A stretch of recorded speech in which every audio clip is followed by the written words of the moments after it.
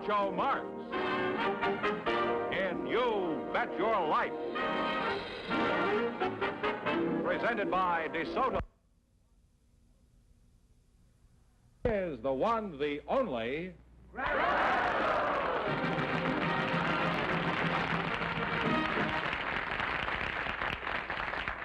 Well, here I am again, winding up the 9th year of You Bet Your Life. 9 years. Starting next week, we begin our summer series, The Best of Groucho. These are some of our best shows from the past. George, who's on the first summer show next week? Do you remember? Yes, Billy Pearson, the jockey, is going to be on the first show. Oh, yes, that's right. I had a lot of fun with him when he was on our show. Since then, he won $64,000 on some show. I can't think of the name of it, but... Of course, we're going to have a lot of other wonderful people on the show, too, that we had on before. Well, I hope so. And remember, it starts next week, and tell all your friends, and tell Jack Webb, too. I will. All right, let's get on with tonight's show. We've got $1,500. The duck comes down if anybody says it, and you get $100. Groucho, Ann, Rowell, and Henry Jacobs are standing by to talk to you. They are. Folks, you come in, please, and meet Groucho Marx.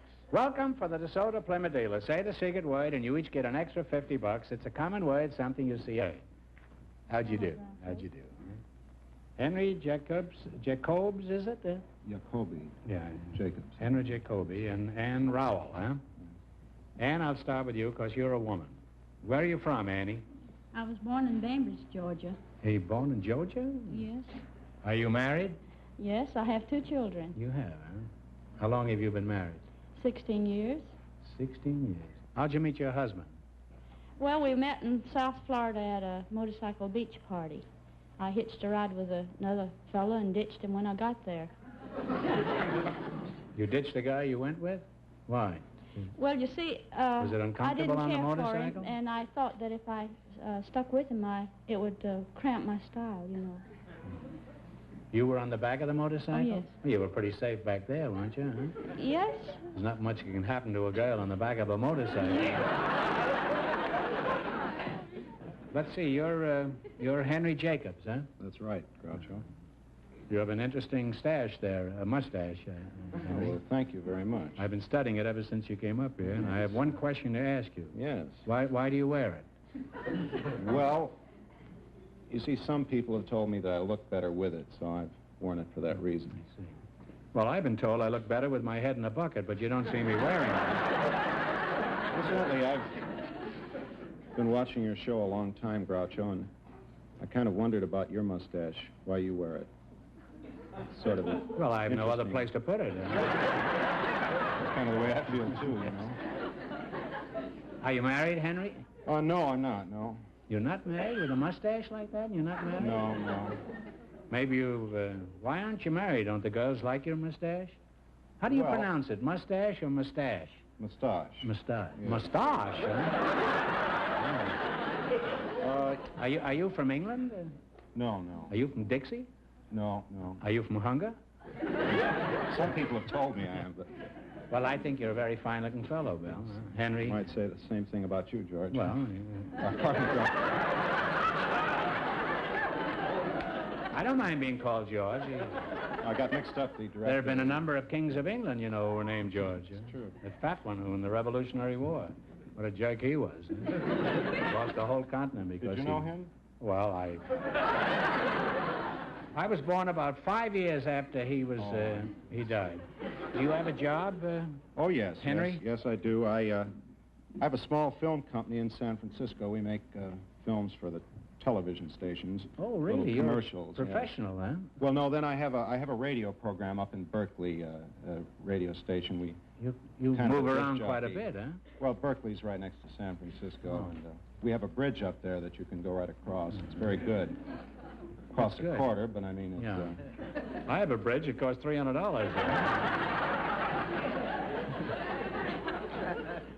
Well, you're a very unusual pair, and I'd like to go on talking to you, but the time has come to play You Bet Your Life. Here we go for the dictionary quiz. You can start with 10 all the way to 100, and one answer between you, your partners. What do you want to start with? 100. 100, all right. What is a hedonist? Hedonist. Pleasure. It's someone who devotes their life primarily to the pursuit of pleasure. You don't have to go any further. You hit it right on the nail with the thumb with a hammer. You're off to a great start. You have $200 now. And now what? 90. 90. All right. Synonyms are words of the same meaning. What do you call words of opposite meanings? Anonyms. And did you know that, Ann? I'd heard it. Oh. You now have $290. And now what? 80. $80. What is a visage of a person? What is the visage of a person? V-I-S-A-G-E. It's the face. It sure is. It sure is. You now have $370. Now what? 70. 70, huh? For $70, what is a cistern? It's a well. Right. And you wind up with $440. Well, you can't do better than that on this show. Thanks and good luck from the DeSoto Plymouth dealers. Thank you very much.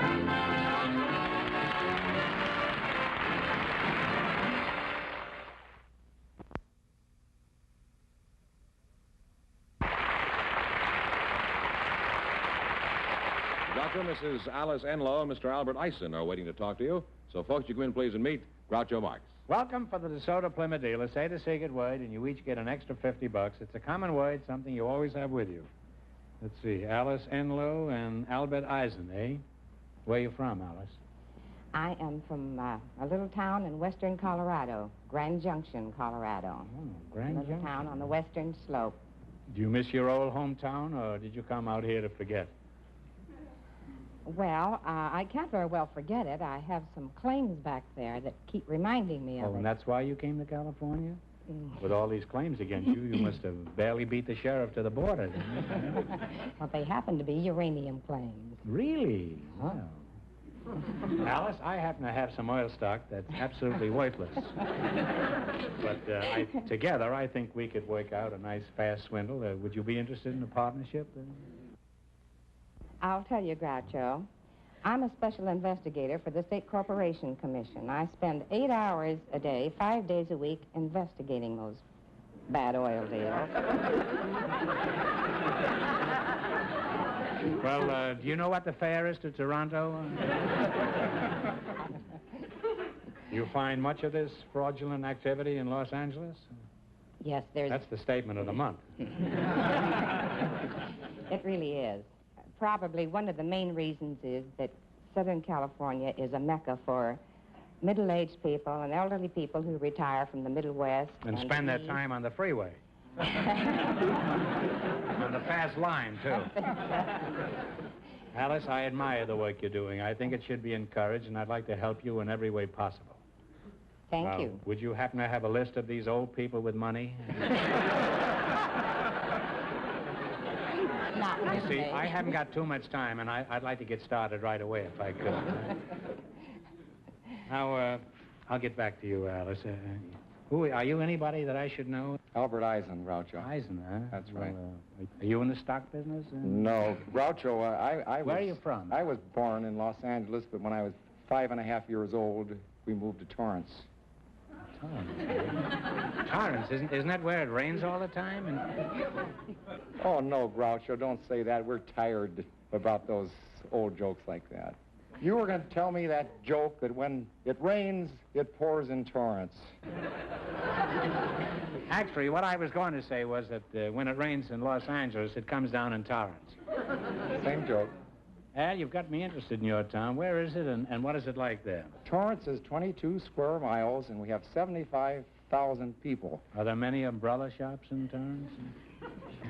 We've gained 50,000 people in the last 5 years. We're increasing in population at the rate of 1,000 people a month, I think. And it doesn't rain there? And you Well, it does rain occasionally. I guess you get that admission out. You're willing to concede that, Yes, huh? if I can go ahead. We're heavy industrialized. We have lots of factories, and they pay 65% of our tax bill. You're wasting your time. Nobody's listening to that kind of talk. Yes, they will. We're building a new civic center. Now, why are you so excited about this hamlet? Well, Groucho, I'm the mayor.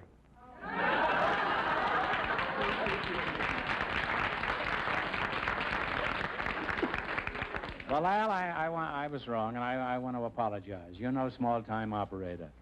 You're the head of the mob, huh? Well, Al, you're a good sport, and I'm sure a good mayor. All right, now let's play You Bet Your Life. In the race for the $1,500, the first couple won $440. Now, you selected the spelling quiz. This is an old-fashioned spelling bee. What do you want to start with? Let's increase the expense account and make it up. Little ones are easy, big ones are hard. You dare? Start with a What? Yeah. All right, for $100, Live right to the sleep. What is that?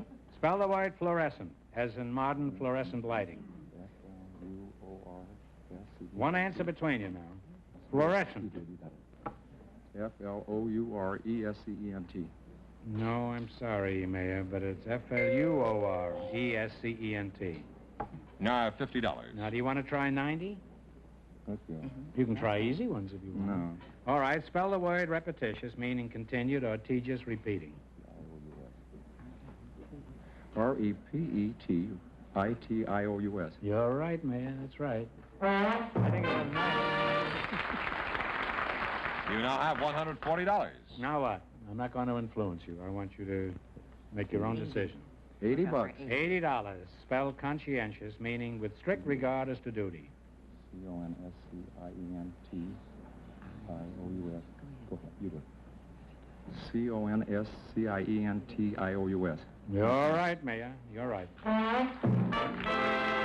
You now have $220. What do we go for now? What was that, 80? That was 80, yes. 70? This may make you a gubernatorial candidate. For $70, spell the word limousine, meaning a type of automobile, usually chauffeur-driven. Limousine, L-I-M-O-U-S-I-N-E. L-I-M-O-U-S-I-N-E. That's right. Okay, then you... And you wind up with $290. Well, thanks and good luck from the DeSoto Plymouth dealers. Oh, Put it thank there, you. Mayor.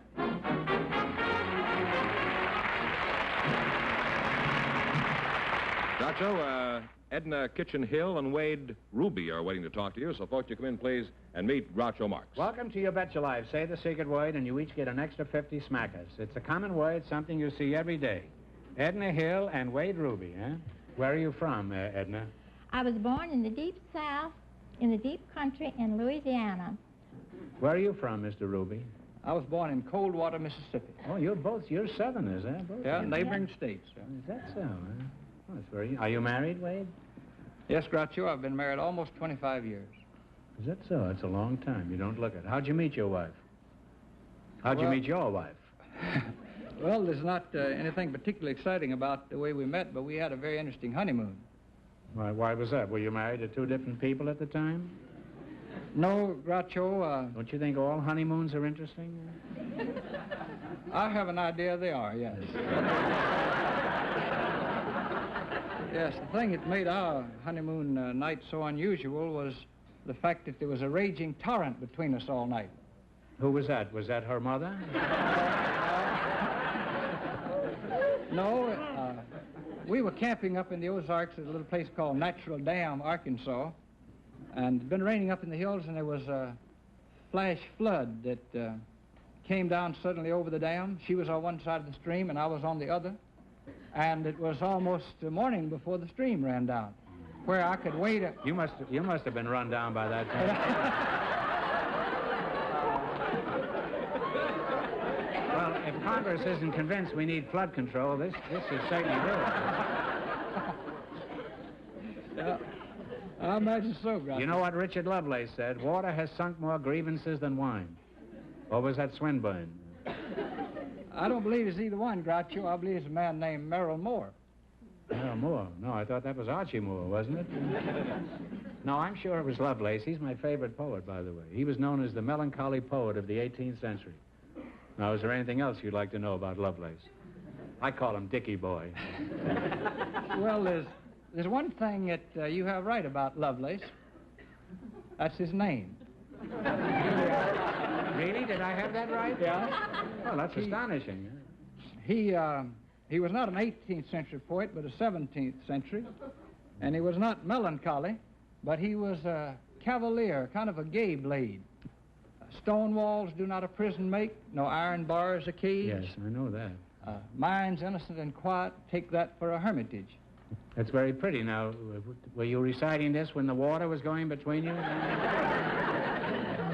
No, I think I was thinking of Shakespeare's Tempest about that. Oh, I see. Yeah. Well, how do you know so much about Lovelace? What is your racket? You haven't told us yet. I'm chairman of the Department of English at George Pepperdine College. Oh, whoops, sorry.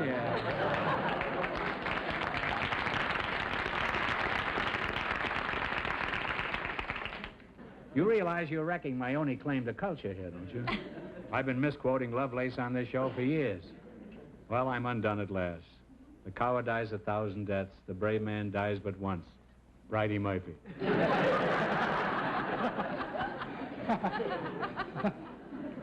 And as Byron said, nothing ever happens to the brave. You remember that? You sure that's Byron? Yeah. Well, I wouldn't bet. I wouldn't bet on anything tonight. Mrs. Hill, may I ask your age? You may, but whether I'd answer is another thing. I don't care. You don't care to answer? Well, don't tell me. I don't care. I don't mind. I don't care. 62. You're 82. 62. 62. Well, I thought you were around 48. Well, you know, woman is as old as she looks, and a man is old when he doesn't look.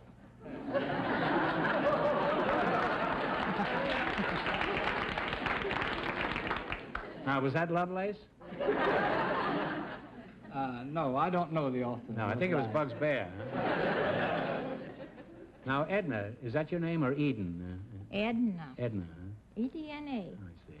Do you have any hobbies to while away the hours? Oh, yes, I have plenty of hobbies. I'm a trained artist. And Trained I paint, artist? Yes. I studied art. I taught art at one time in a college. What else do you like to do besides? I raise bonsai. A bonsai is a dwarf tree. Oh, I thought that was a bullseye. Huh? No. Now, what is a you're bonsai? Wrong, you're wrong. A bonsai. Yeah. Yes. Well, how big are these runts? Well, I have an elm that's about this tall, and if it had been allowed to grow, it'd be about 50 feet tall. You know, I have the same hobby, only I didn't know I was interested in bonsais. Oh, you did? As a matter of fact, I have a tree that's over 50 years old, and it's no bigger than a foot. Now, what do you think of that? What kind of a tree is that? It's a shoe tree. That's true, and if I hadn't trimmed it so much, by now it would be a clothes tree. I'm sorry, Edna, I didn't mean to be so hysterically funny, huh? No, you weren't.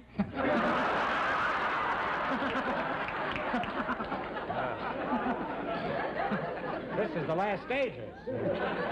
The contestants are striking back. Professor, what would Lovelace have to say about this? How are the mighty fallen? But that's not Lovelace.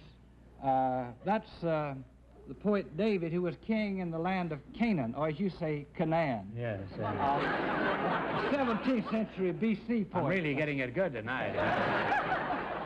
Well, I happen to know another famous quotation that fits. It's from Shakespeare, who said, "How sharper than a serpent's tooth it is to have an educated contestant." Lovelace. Mr. Ruby, let's find out about your work. Just what do you do in your job, besides embarrassing quizmasters? I teach Chaucer, Shakespeare. You teach Chaucer Shakespeare? Why doesn't Chaucer teach it himself? And I teach the romantic poets and editorial writing, feature writing. And you'd be particularly interested. Next fall, I'm beginning for the first time a new course in humorous literature. Is that so? There's a crack in there someplace.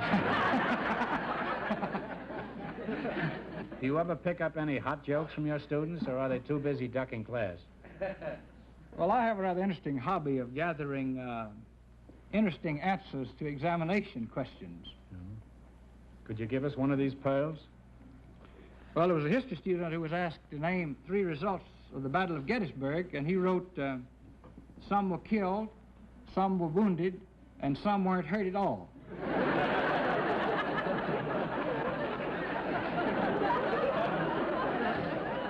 Well, you know what the original joke was?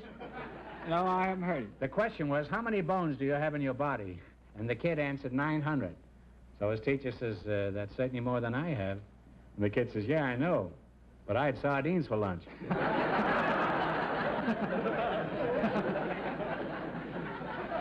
I may not know Lovelace, but I know Joe Miller.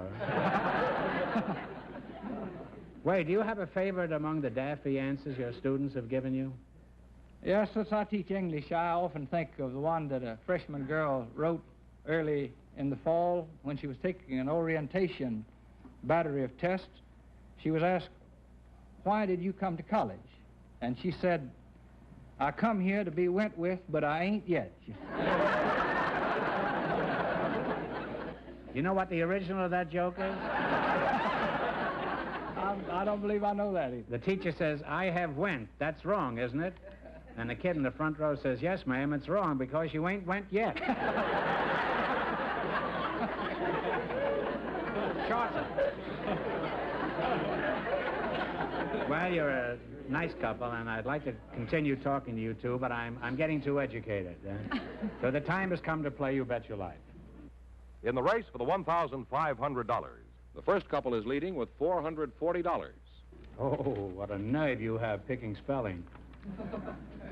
This is an old-fashioned spelling bee. You get only one chance at the correct spelling and only one answer between you. I want you to spell the word and then pronounce it. And remember, the more the question is worth, the harder it is. Now, one answer between you. Now, what do you want to start with? 100. Spell the word vicissitude, meaning a change or succession, as a change of fortune. Vicissitude. V-I-C-C-I-S-S-I-T-U-D-E. No, I'm sorry, there's only one C. All right, yes. All right. Well, you now have half your original 100. You have $50. Thank you. What do you want to go for, Rock? 90? 90. Okay. Spell the word pharmaceutical, meaning a medicinal preparation. Pharmaceutical. P-H-A-R-M-A-C-E-U-T-I-C-A-L. That's right. That's right. Well, you now have $140. How did you get all the C's in the right place that time? No trouble that time. All right. $80? Yes, 80. The little ones, you know, are easy. Let's try 80. All right. Spell the word acquiesce, meaning to consent, agree. Acquiesce. A-C... Talk it over first. A-C-Q-U-I-E-S-C-E. Absolutely right, Professor. You now have $220. I presume you want the $70 one. Yes. It's your last chance to beat the other couples, and talk it over. Spell the word therapeutic, meaning to treat medically. Therapeutic. Talk it over. A-P-E-U-T-I-C, I think. T-H-E-R-A-P-E-U-T-I-C. That's absolutely right, Professor. That's absolutely right. And you wind up with $290. Sorry you lost the first one. Thanks and good luck from the DeSoto Plymouth very much.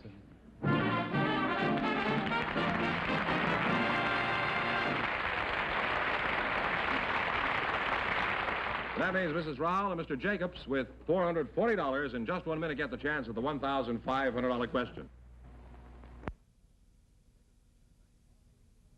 Mr. Jacobs, right back in here, please. Oh, there's old Stashy again, yeah. All right, here we go for $1,500. I'll give you 15 seconds to decide on a single answer between you. Think carefully, and please no help from the audience. Here it is. Franklin D. Roosevelt served the longest presidential term in our history. But for $1,500, can you tell me who served the shortest period of time?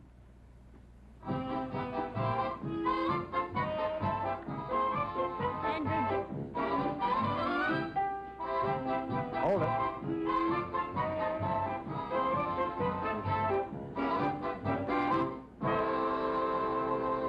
What is it? Andrew Johnson. No, I'm sorry. It's William Henry Harrison, who served 1 month. That's a shame. Well, you lost the big money. How much they win the quiz, George? Well, they went all the way in the quiz, $440. Well, that isn't too bad. Thanks for being with us, and thanks to all of our contestants on the show tonight. Sorry you lost.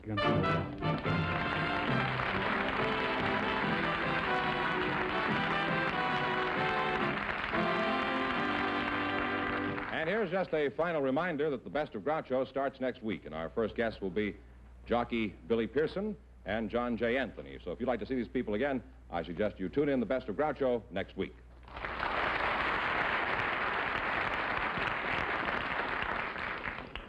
Friends, go in and see a DeSoto Plymouth dealer tomorrow. And when you do, tell them Groucho sent you.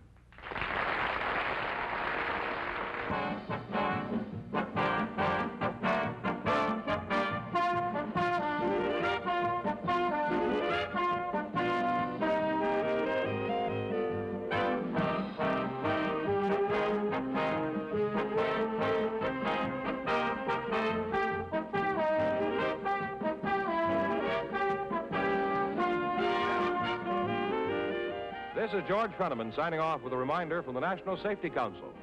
At night, drive at the speed which will permit you to stop within your headlight range.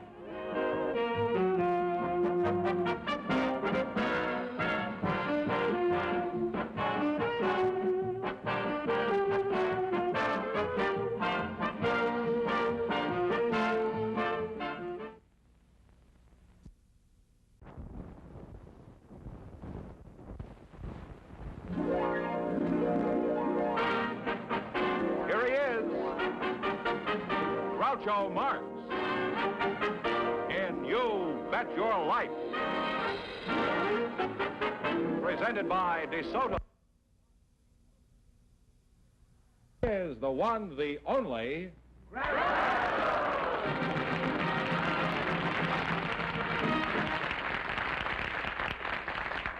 Well, here I am again, winding up the 9th year of You Bet Your Life. 9 years.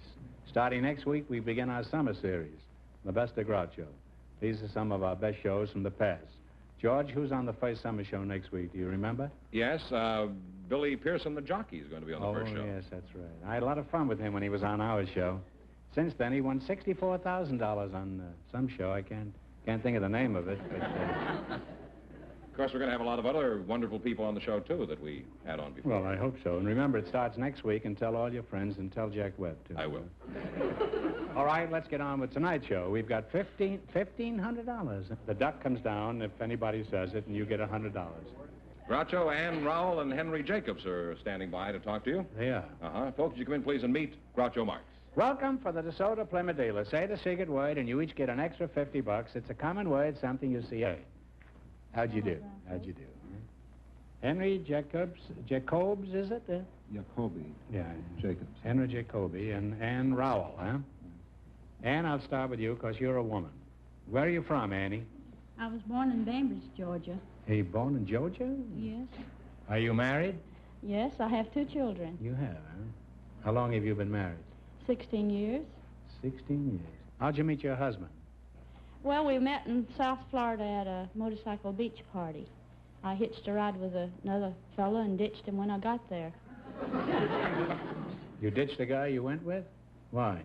Well, you see, Was it I uncomfortable didn't on the care for him, motorcycle? and I thought that if I stuck with him, it would cramp my style, you know. You were on the back of the motorcycle? Oh, yes. Well, you were pretty safe back there, weren't you, huh? Yes. There's not much that can happen to a girl on the back of a motorcycle. Let's see, you're Henry Jacobs, huh? That's right, Groucho. You have an interesting stash there, a mustache, Henry. Well, thank you very much. I've been